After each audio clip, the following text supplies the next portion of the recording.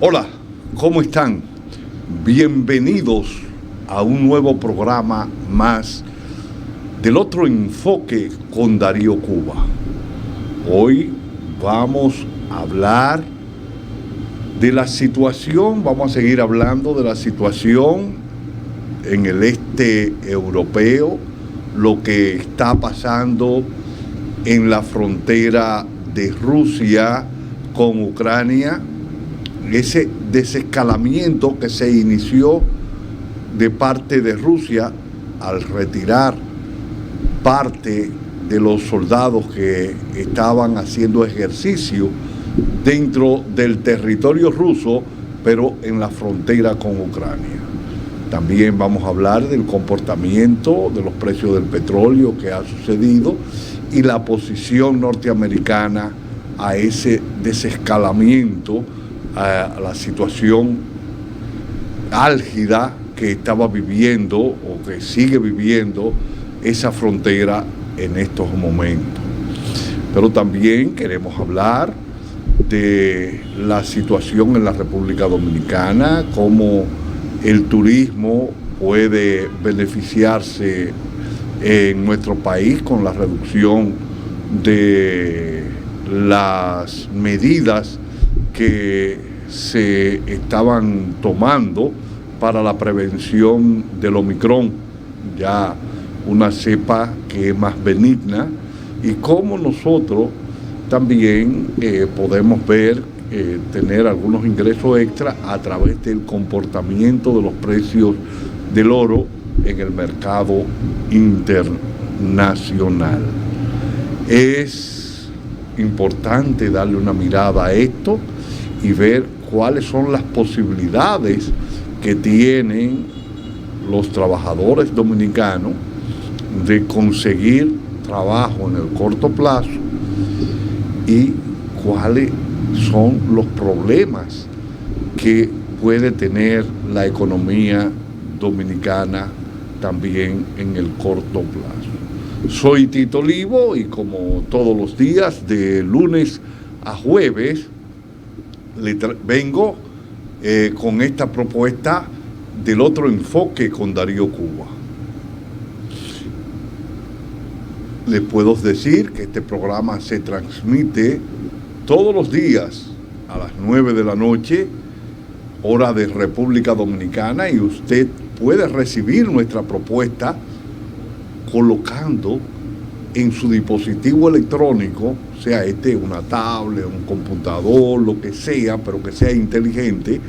Usted coloca en su buscador de preferencia cananga.tv y donde quiera que usted se encuentre, usted va a recibir nuestra señal de televisión. Si a las 9 de la noche, hora de República Dominicana, 6 de la tarde, hora de México, 5 de la tarde, 7 de la noche, hora de Colombia y de Perú, usted solamente tiene que registrarse en YouTube, en el Otro Enfoque con Darío Cuba, y usted va a recibir toda nuestra propuesta. Si esta es de su agrado, usted le da a la campanita para seguirla recibiendo, pero también le va a dar me gusta y la va a compartir con sus redes de relacionados. Nos vamos a una pausa y cuando regresemos vamos a analizar la economía a profundidad.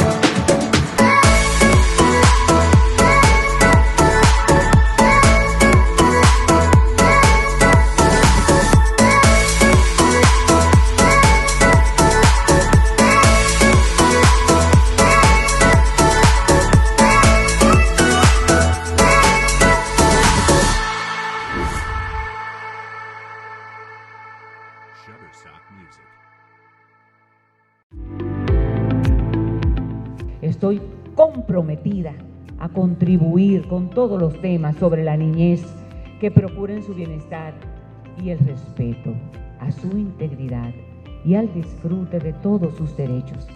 Trabajamos en el marco de una educación inclusiva, resiliente y participativa, que promueve la formación integral del ser humano desde la primera infancia, permitiendo el desarrollo de las capacidades psicomotoras, cognitivas e intelectuales de nuestros niños y niñas. Porque hay en estos momentos una disposición en que la política de esta primera infancia cada día sea más fortalecida. Porque es una apuesta por la primera infancia, porque es, digamos, una etapa vital, evolutiva y educativa y social que marca el futuro.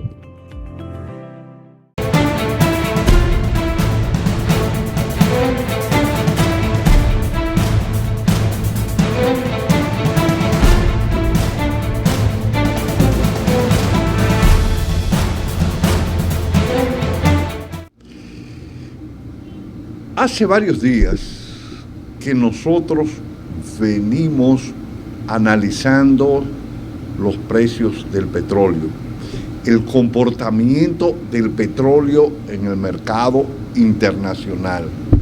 ¿Y por qué hacemos esto? Bueno, la República Dominicana es una nación importadora de energía, importadora neta de energía. Es muy poca la cantidad de energía que nosotros podemos producir con recurso propio. Puede ser un poco de energía solar, un poco de energía eólica y un poco de energía hídrica a través del represamiento de las presas. Pero si la juntamos toda, esto debe andar alrededor de un 13 o un 15% de la energía que nosotros consumimos, lo que significa que el 85% de nuestra energía es importada. Y parte de esa energía, aunque se ha reducido, en una gran parte, pues proviene, o sea, toda esa energía que importamos es fósil, pero gran parte proviene y depende del petróleo. Entonces, el comportamiento del precio del petróleo incide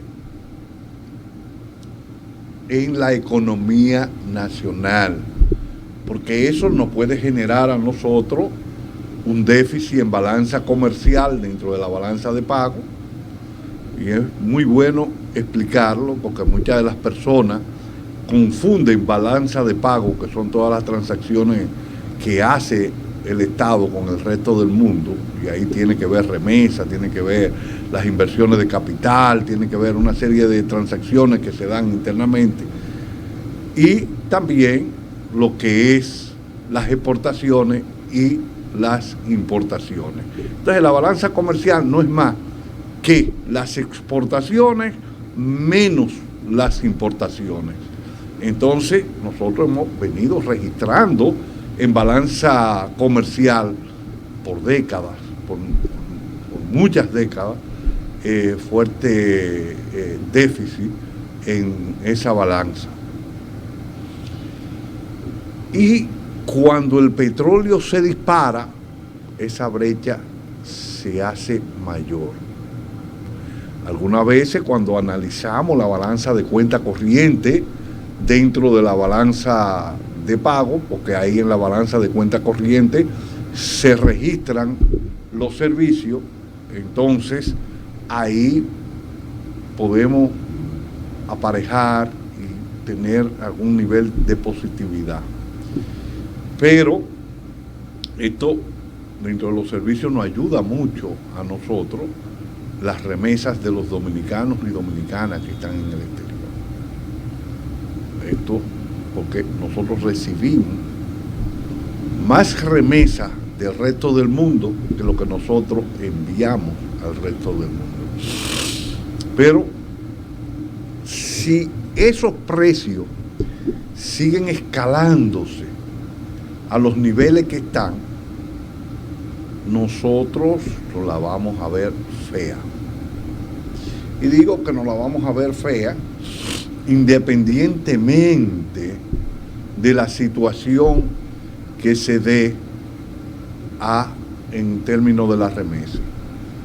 Y si esta cae fruto a la eliminación de los estímulos monetarios que el gobierno norteamericano y algunos gobiernos europeos le estaban dando a sus nacionales y también a los trabajadores, y muchos de ellos son dominicanos y dominicanas que están en el resto del mundo, pues al tener menos dinero en sus manos, ellos van a remesar menos para acá. Y si hay un comportamiento en el crecimiento, no va a ser ese comportamiento tan grande que vivimos en el 20 y en el 21. Entonces, eso nos va a afectar. Otro de los graves problemas que nosotros tenemos es el crecimiento del endeudamiento.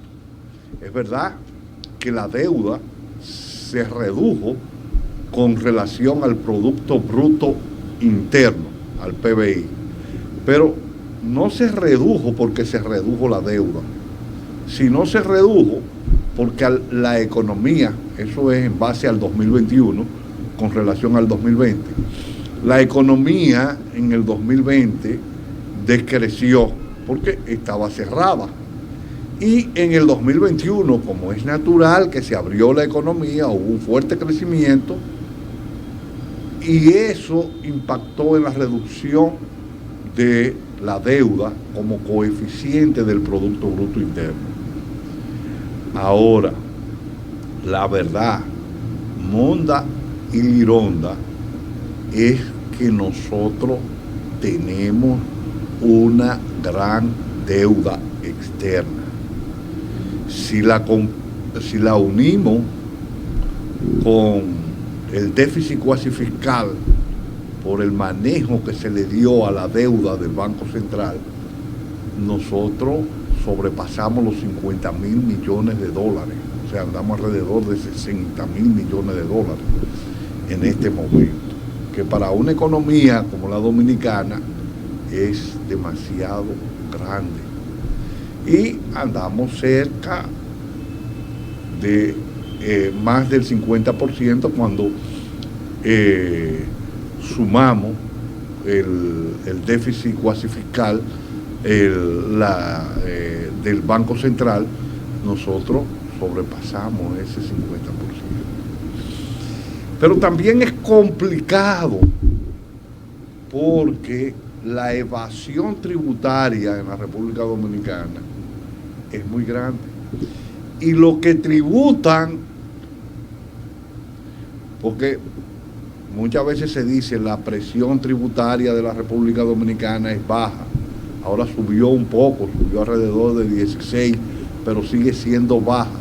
Y subió por el crecimiento natural del PBI y como gran parte de los impuestos son al consumo, pues el Estado recibió una gran parte de ingresos a partir de esos ingresos, esos impuestos, esa impositividad al consumo.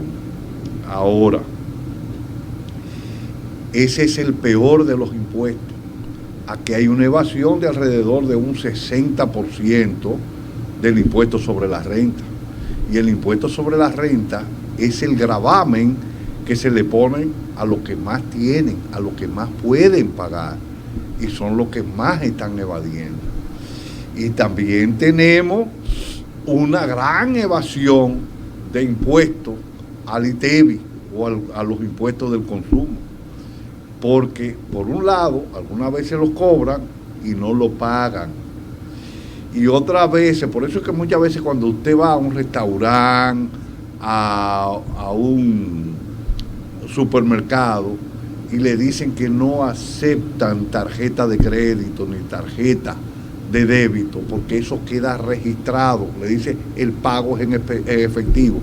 Usted se va al barrio chino, usted se va a Plaza Central, ahí donde venden comida arriba, Y cualquier institución de esas que vende, de esos que venden comida para usted comer, no te acepta pago con dinero plástico, te lo acepta en efectivo, y eso es para evadir el impuesto. Otro, para ser más competitivo, tumban el ITEVI y te dicen: yo no te voy a cobrar el ITEVI, pero págame en efectivo. Tú te vas a cualquier tienda de esa y te dicen: mira, eso es tanto más ITEVI, pero si tú me lo pagas en efectivo, yo te quito el ITEVI. O ferretería, en la ferretería lo usan muchísimo. Entonces el Estado deja de percibir por ahí.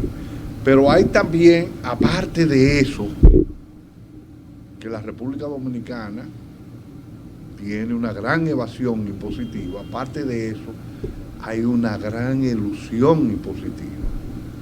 ¿Y qué es lo que es la elusión impositiva? Es cuando los empresarios, agarrándose de leyes, eluden el pago de impuestos, y se crean una serie de mecanismos para eludir el pago en términos legales.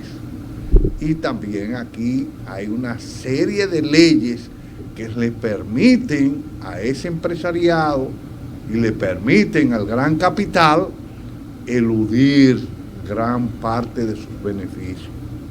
Y es por eso que muchas personas se oponen a los llamados paraísos fiscales y plantean que si se quiere evitar el lavado de activos en el mundo, hay que eliminar los paraísos fiscales, porque estos son en gran medida utilizados para evadir impuestos. Ahí están los papeles de Panamá, están una serie de mecanismos que se utilizan, y hay otros mecanismos más que se están haciendo, como son los fideicomisos y todo esto, que se prestan para evadir. Pero no solamente se prestan para evadir, también se prestan para asociarse al Estado, endeudar el Estado y ellos retirarse y quedarse con los beneficios. En México, AMLO de un plumazo eliminó más de 100 paraísos fiscales, 100 fideicomisos, más de 100 fideicomisos, porque perjudican grandemente al Estado y perjudican a estos países pobres que pueden tomar recursos para hacer acciones a los que menos pueden y combatir la pobreza. Es dentro de esta situación que se ha dado que América Latina, con la aplicación de ese modelo neoliberal agresivo, se ha hecho más desigual. África es el continente más pobre, pero América Latina es el continente más desigual. Y dentro de esa desigualdad en que vivimos, en este continente más desigual, la República Dominicana es una de las naciones más desiguales en el mundo. Entonces hay que tomar acción con otro nuevo modelo, hacer nuevos planteamientos para, a través de esa nueva propuesta,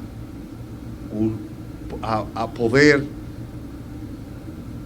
tener políticas inclusivas para poder rescatar muchas personas de la pobreza y que esas personas tengan una vida digna. Ahí está el problema de la seguridad social en la República Dominicana, la ley 8701, que es lo que se ha hecho con el Estado. El Estado le ha entregado terreno e instituciones construidas en terreno del Estado, como es la Plaza de la Salud, y donde usted llega a recibir un servicio, y si usted no hace un depósito de miles de pesos dominicanos, usted se muere, a usted se le muere el familiar, o usted se muere sencillamente. Yo explicaba lo que pasó con el hijo mío, que felizmente tenían esos recursos a mano, porque trabajaba en una institución importante aquí en el país. Pero ustedes vieron en Somos Pueblo que colgaron unos videos de una persona que su esposa murió de cáncer y le estaban pidiendo millones de pesos. O sea, a los dos los llamaron, pase por aquí, firme, usted tiene que firmar esto, y lo pusieron a firmar un documento que no tenía nada que ver con ninguna de las instituciones que estaban ahí en Plaza de la Salud, sino a nombre de la jurídico de esa institución, por 1 millón o 2 millones de pesos, no recuerdo ahora mismo, y él dijo que la firmaba bajo protesta para salir de eso. Pero eso que era abogado, entonces ella llama y dice, no, que él firmó aquí, pero puso va. No, entonces le dice, rompe eso.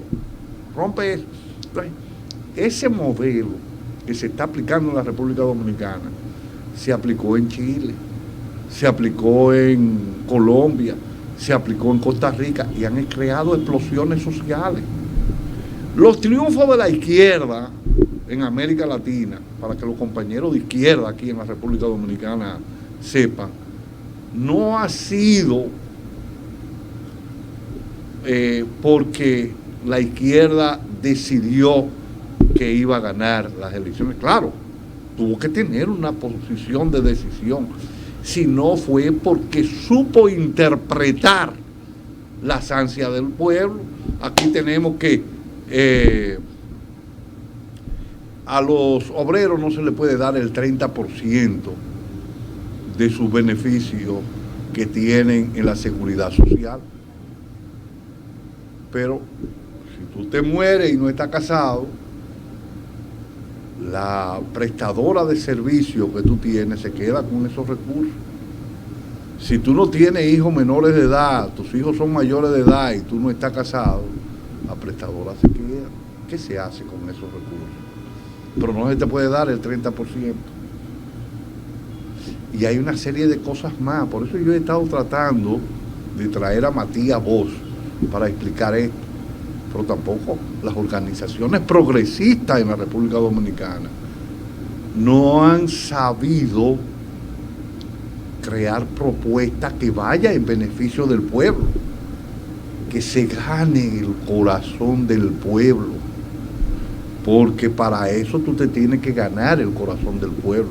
Nosotros hemos sido muy ágiles en protestar, pero muy poco en proponer. Hemos sido lentos en proponer. Y levantamos nuestros muertos, nuestros héroes. Tenemos la nación llena de héroes. Y ya el pueblo está harto de héroes. Lo que quiere son propuestas viables. Propuestas viables. Discutida con el pueblo, porque muchas veces queremos llevarle un tren nuclear o un ferrocarril nuclear, cuando ellos lo que están necesitando es un microbús eléctrico para el transporte de la gente internamente, o lo que están necesitando es una planta de tratamiento de aguas negras y grises. Por ejemplo, Manzanillo, el caso de Manzanillo, mi pueblo, en Manzanillo las heces fecales bollan, y se plantea hacer un puerto, no desde ahora. Yo fui joven. O sea, yo nací en Manzanillo después que se fue la Grenada Company, la United Fruit Company, en los 60, a mediados de los 60. Se hablaba siempre del puerto libre, del Hong Kong del Caribe de Manzanillo. Nos hicimos jóvenes viendo esas famosas propuestas y ya nos hemos hecho viejos todavía escuchando, y se habla de las inversiones en los puertos, de 3 puertos, de 4 puertos, del megapuerto, los tanques de almacenamiento y una serie de propuestas. No se hace. Manzanillo se perdió toda una infraestructura de talleres, almacenes, frigoríferos,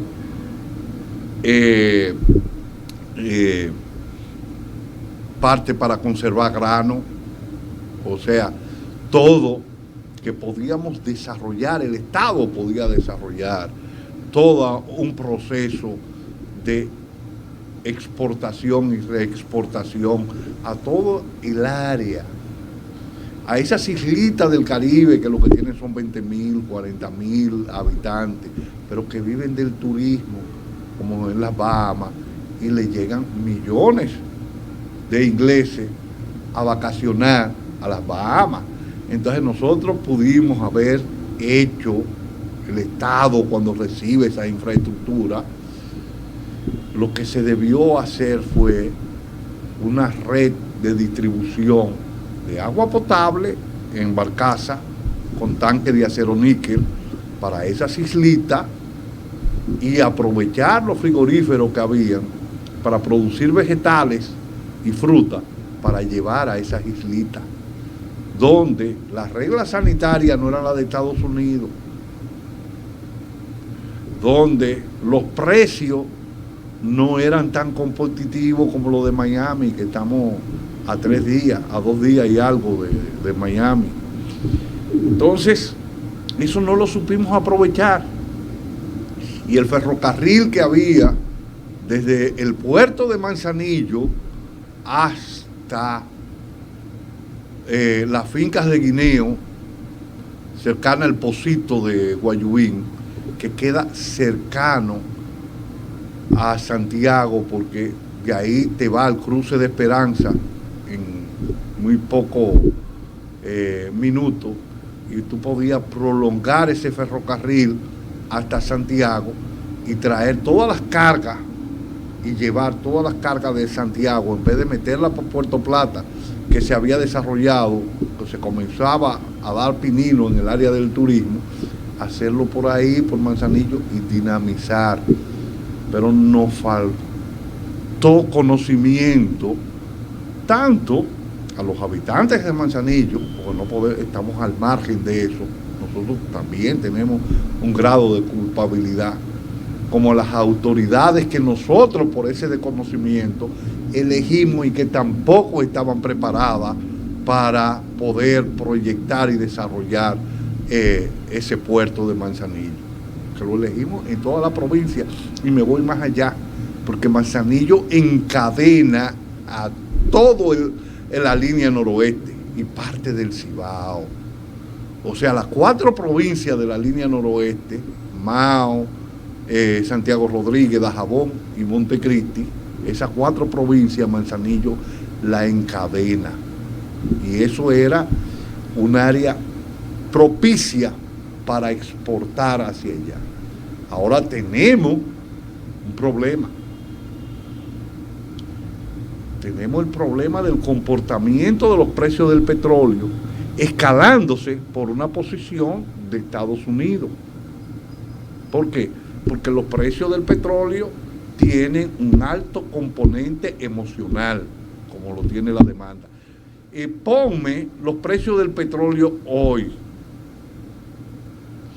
Los precios del petróleo hoy, el Brent está alrededor de $94.07 y el WTI está a $93.04. Ayer estaban a 95 y a 94 más o menos.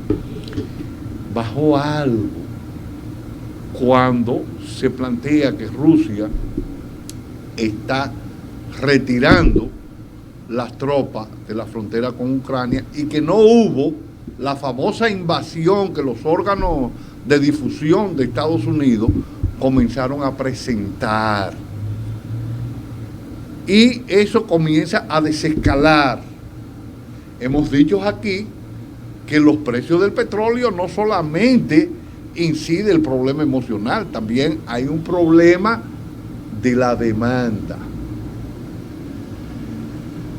El incremento de la demanda debido a la apertura de los mercados en el 2021 incidió en el incremento de los precios.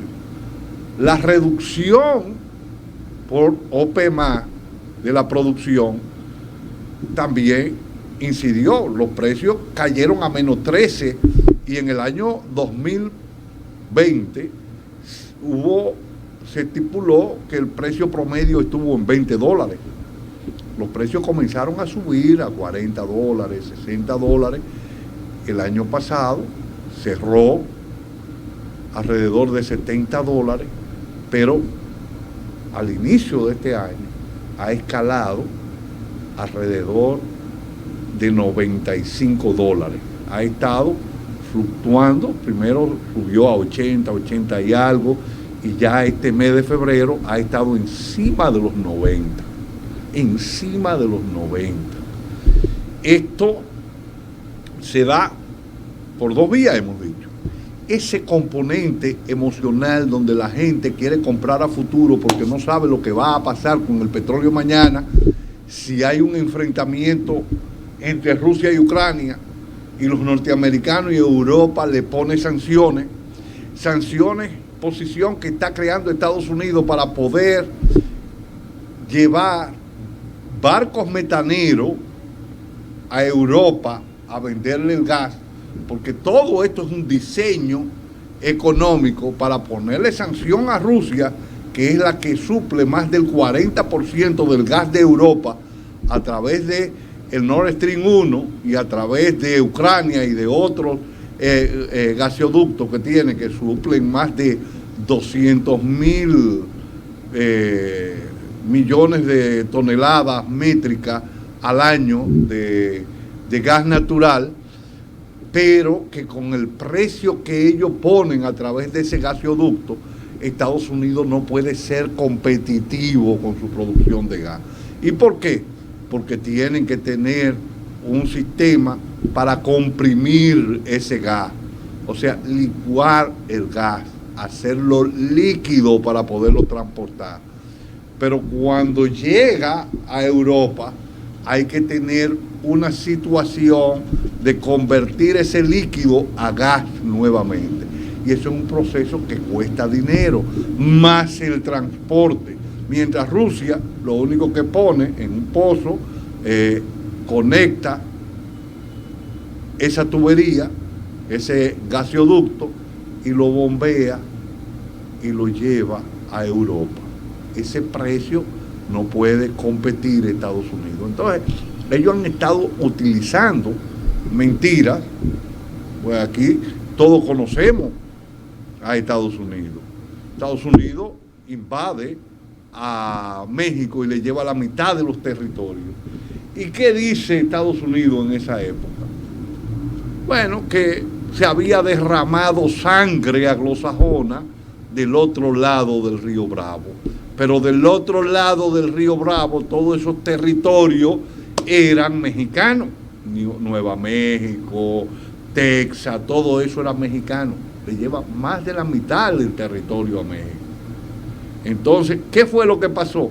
Bueno, los mexicanos no tenían, y teniendo el temor de que los europeos, principalmente los franceses, le tomaran ese territorio a ellos, que estaban haciendo pininos por llevarle ese territorio, permitieron que los norteamericanos fueran a trabajar esa tierra allá, que cruzaran a trabajar, o sea, a trabajar tierra, pero sabiendo que esa tierra era mexicana.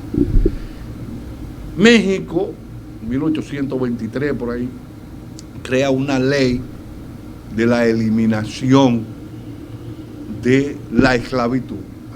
A Estados Unidos no le gustó eso y decidió tomar esa tierra para ellos, donde estaban sus gentes, y creó eso. Pero los norteamericanos después volaron el vapor Maine en Cuba para invadir a Cuba, invadir a México, a Puerto Rico, tomar a Cuba, Puerto Rico y las Filipinas, que eran de España hasta ese momento. O sea, hundieron el Maine. ¿Y sabe lo que hicieron para hundir el Maine? le dieron libertad a todos los blancos y dejaron a los negros. Y lo hundieron. Todos los muertos que hubo ahí fue negro en el Maine. Y dijeron que los españoles habían hundido el Maine y por lo tanto ellos tenían que actuar. Después, en el año 1916, los precios del azúcar en el mercado mundial se dispararon a $1, fruto de la Primera Guerra Mundial, y que habían utilizado, todos los campos de remolacha se habían diezmado, pero el azúcar de caña se utilizaba como explosivo y también se estuvo utilizando como carburante. Y ellos invadieron a todos estos pueblos que tenían capacidad de producción de azúcar, lo invadieron, no solamente a la República Dominicana, invadieron Haití, invadieron aquí, ya ellos estaban en Puerto Rico, invadieron a El Salvador, Nicaragua, todo. Y usted ve que hay como base producción de azúcar. Ahora, ¿qué crean ellos? El sistema Torrens de la tierra. Y el que no trabajaba la tierra científicamente perdía el derecho a la propiedad de la tierra. Y cuando los dominicanos que eran dueños de esa tierra, que perdían el derecho a su propiedad, se levantaron como lunatera, lo agarraban preso y lo mataban, y ahí crean al general Laguito y a Trujillo como persecutor de gavillero. Le crean el nombre de gavillero, pero además compran la deuda de la República Dominicana en el mercado internacional y vienen aquí a invadir, porque la República Dominicana debía. Pero con los precios del azúcar, si se hubiera ido a producir azúcar para pagar con azúcar o con caña, la República Dominicana hubiese tenido. Y entonces ellos traían aceite, arroz y una serie de cosas de mercadería para que no se pudiera pagar. Y ahí es que se cambia la cultura del consumo de los dominicanos por el arroz. Es todo un proceso. Pero ellos no se quedan ahí. En el 65 ellos invadieron aquí y decían que aquí se estaban violando monjas y se estaban fusilando sacerdotes en el Parque Independencia, para ellos abortar un contragolpe militar que se le había dado a un gobierno democrático como era el de Juan Bosch, y el pueblo en la calle estaba luchando por la vuelta a la constitucionalidad, y ellos vinieron a imponer el gobierno de facto que estaba anteriormente. Pero no lo hicieron aquí, lo hicieron en Vietnam. En Vietnam hundieron un barco, o sea, hicieron un ataque de falso bandera a un guardacostas norteamericano para poder atacar al Vietnam del norte y decir que ellos lo habían atacado y que fueron en respuesta. Pero siguieron después en Irak, diciendo que habían armas de destrucción masiva. Después bombardearon y acabaron a Yugoslavia. Y así han ido creando historia a través del mundo, y ya la gente le ha cogido la pifia. Ahora dicen que ahí los rusos no invadieron el 16, pero que no saben que en cualquier momento pueden invadir. Y eso crea una situación difícil a la economía global. ¿Por qué? Porque en vez de los precios comenzar a bajar y en vez de haber una respuesta en producción de petróleo, por ejemplo, Rusia aporta alrededor de 11 millones de barriles de petróleo por día. Irán aporta 2 millones y pico, y Venezuela en este momento está aportando 1 millón. Entre esas tres naciones hay 14 millones de barriles por día. 14 millones. A Venezuela la tienen sancionada y a Irán la tienen sancionada. Venezuela producía alrededor de 2,5, 3 millones de barriles, y por las sanciones cayó a 400,000. Pero Libia, que aportaba una gran cantidad, fue también muerta, invadida y diezmada. Y fruto de esas situaciones que ha hecho Estados Unidos en Medio Oriente y por América Latina y por el mundo, es que los precios están así. Ellos no son capaces de hacer un ataque a Rusia porque saben que la respuesta sería dura, muy dura, y por primera vez Estados Unidos puede recibir entonces un ataque en su territorio. Pero ¿Qué hacen ellos? Comienzan a querer ponerle sanciones a Rusia para ellos poder escalar los precios del gas y poderlo llevar. Hay otra situación complicada. Estados Unidos comenzó a desarrollar el petróleo de Quito, de la pizarra de Quito, que es petróleo a gran profundidad. Si se suben los precios del petróleo, literalmente esas empresas podían exportar más. Y digo literalmente. ¿Por qué? Porque esas empresas,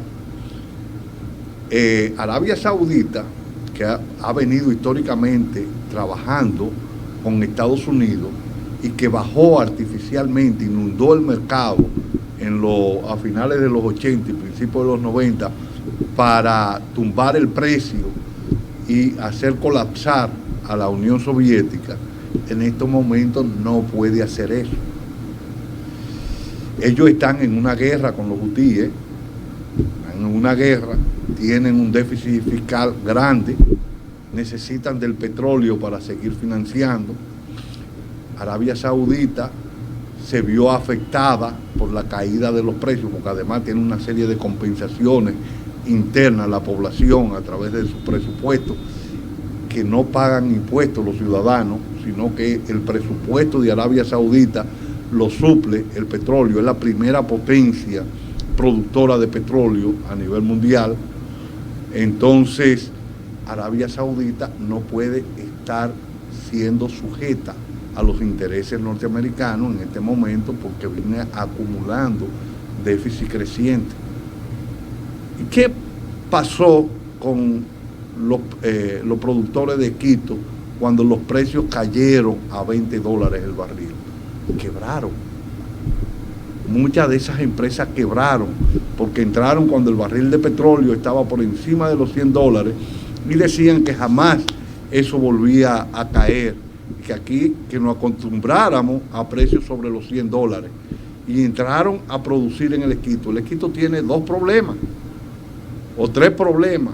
Es altamente contaminante, es altamente costoso extraer el petróleo de Quito y de agua profunda, pero también son pocos los barriles de petróleo que tú puedes extraer. Entonces, esas empresas que estaban endeudadas no han podido entrar con la prontitud que el mercado exige en este momento para poder suplir la demanda internacional. La demanda que, por las expectativas que se han creado, por la crisis, por todo esto, está recibiendo el mercado en este instante. Entonces, no pueden entrar porque muchas han quebrado. Otras que han podido entrar no pueden explotar el petróleo al nivel de la demanda que está habiendo, porque si lo extraen, se acaba inmediatamente.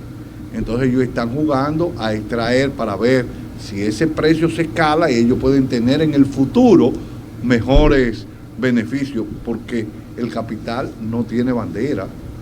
No crea que el capital entra y yo voy a explotar esto para beneficiar. No. El capital lo que busca es rentabilidad en cualquier parte del mundo. Rentabilidad. Y analiza. Si yo exploto rápidamente y se me van,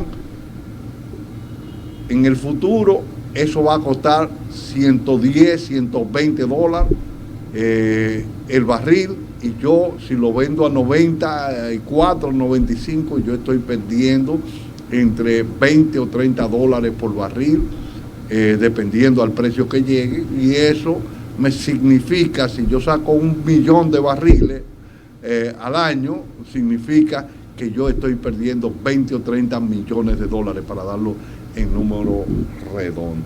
Entonces, la situación es compleja con el tema del petróleo, y es compleja para la República Dominicana, pero nosotros tenemos otras facilidades que podemos explorar para beneficiarnos.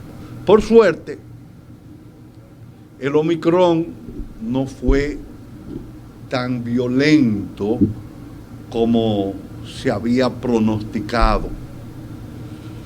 Fue un virus mucho más sencillo, mucho más agresivo en términos de expansión, pero en términos de muerte mucho menos letal que la primera cepa del COVID. Esto parece que ha causado un efecto rebaño en la población y ha permitido que el gobierno comience a desescalar las medidas que hay. Y esto es positivo para la economía dominicana. Es positivo en dos sentidos, porque si de cara al mundo se dice que la República Dominicana está desescalando y que la situación del coronavirus aquí se ha reducido, que lo que ha habido es un efecto rebaño y que ya no tiene la letalidad que había, pues van a regresar más turistas, que es uno de los renglones que más aporta a la economía en términos netos. Okay. Entonces, si por el lado de la importación de petróleo se está sacando dinero, bueno, y no regresan en caso de que las remesas no tengan ese comportamiento que tuvieron el año pasado y el antepasado, si no tienen ese comportamiento, entonces el turismo puede suplir parte de eso. Lo otro es el oro. Ojalá que me presente el gráfico del precio del oro. Ahí está el precio del oro y el comportamiento del oro. El oro había subido alrededor del $2,000 el año pasado y se planteaba que había posibilidades de que el oro siguiera creciendo, pero cayó por 1.600, 1.700, se mantuvo. En estos días el oro ha escalado y está en 1.862,80 centavos la onza Troy, y la plata también ha subido. Nosotros tenemos oro, aunque no nos podemos beneficiar grandemente, pero tenemos oro, nos contamina, hay altos niveles de contaminación, y esto puede ser un aliciente de ingreso al Estado de oro, de divisa, por el tema del oro. Ahora, ¿qué pasa con el oro? El problema del oro es que la repatriación, en la forma que se discutieron esos contratos de poner aquí a la Barry, de traer a la Barry, porque aquí se había hecho un contrato leonino con la Rosario, y también leonino después, cuando la Rosario se retiró y dejó los sulfuros, que lo dejó abierto, contaminando, y le pasó al Estado. El Estado llegó a un acuerdo con la Rosario, que fue entregarle la mina. La Rosario le entregó la mina, pero se quedó con una mina. La Rosario se quedó con un impuesto que el gobierno tenía que pagarle a la Rosario por los empleados y los equipos que ella dejaba. Eso era un impuesto. También la Rosario le compraba al Estado Dominicano a precio de Frankfurt y podía vender en términos de Hong Kong o de otras plazas, pero el Estado tenía que venderle, otros mercados, tenía que venderle al término de Frankfurt y darle una comisión por esa venta. La Rosario le prestó al Estado Dominicano al 20% de interés anual con un banco de la Rosario el dinero que la Rosario entendió que valía esa mina para que el Estado se lo comprara. O sea que la Rosario le entregó un pasivo ambiental con muchos problemas al Estado y recibió otra mina. Entonces ahí se manejó con ese término, porque esta gente tenía que autoclave, se manejó una situación con Barry, muy favorable a Barry, y después vino Danilo y se la terminó de poner en bandeja de plata para que ellos la batearan. ¿Y cuál fue la bandeja de plata? Se había establecido una comisión mínima y que esta fuera incrementándose en el tiempo. Él cambió la base, que se tomara la máxima y comenzara a reducirse en el tiempo. ¿Y qué pasa con eso? Los precios del oro suben en el tiempo, como los precios de la materia prima suben en el tiempo. Entonces, significa que el Estado, año tras año, cada año que pasa, recibe menos por la comisión. Y aquí habría que renegociar la ampliación de ese impuesto, de esos beneficios que tiene la Rosario. Hay que renegociar muchísimas cosas más para que el Estado pueda generar. El Estado debe ir a las energías renovables, a la inversión verde, buscar los fondos verdes para invertirlo en la República Dominicana, que hay financiamiento blando y hay inversiones. Y además nosotros podemos dar una respuesta rápida. Y aquí hemos hablado de lo que se puede hacer con la salga del sargazo, de lo que se pueden hacer con las basuras, de todo eso. ¿Por qué? Porque no es verdad que tú vas a resolver todo el problema energético de la República Dominicana, ni todo lo que es el petróleo, que en gran medida abarca muchos renglones más allá de lo que es los combustibles, pero sí puede ir resolviendo muchos problemas con la salga y con los desechos orgánicos. Tú puedes producir bioplástico, puedes eliminar ese plástico que tanto nos contamina y puedes generar trabajo en el corto plazo.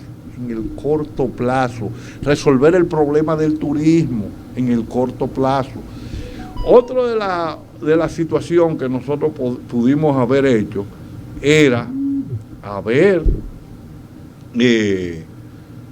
desarrollado una base tecnológica, invertir en el desarrollo tecnológico de nuestros jóvenes.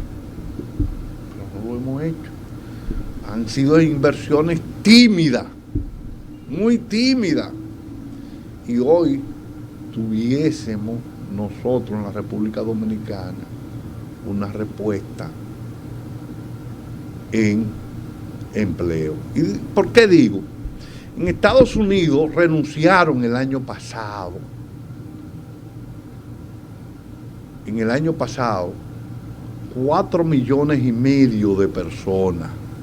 4,5 millones de personas renunciaron porque no estaban dispuestas a recibir el dinero que estaban recibiendo. Pero además, debido a la salsa, es mejor quedarse a trabajar. Hoy, en Estados Unidos antes, 67 de 67, o sea, de 67 personas que trabajaban, un 2, un 3% era la que trabajaba remotamente. Hoy, de cada 10 personas que trabajan, 7 lo están haciendo remoto desde la casa porque no tienen que gastar. Pero eso no hubiese permitido a nosotros, cada rato se ve en las redes que están solicitando personas, tener jóvenes trabajando remoto. No solamente en Estados Unidos, hasta en China pueden trabajar y dar servicio al cliente. Ya me pusieron que hemos llegado al final de nuestro programa. Quiero decirle que el lunes estaremos con ustedes, porque mañana estará Miriam en Belleza es algo más. Y mañana viene ella con un arquitecto que reside fuera del país. Es una entrevista vía Zoom. Esperamos que puedan hacer esta entrevista porque va a ser de gran importancia. Y esperamos también que Katia en Costa Rica pueda restablecerse pronto.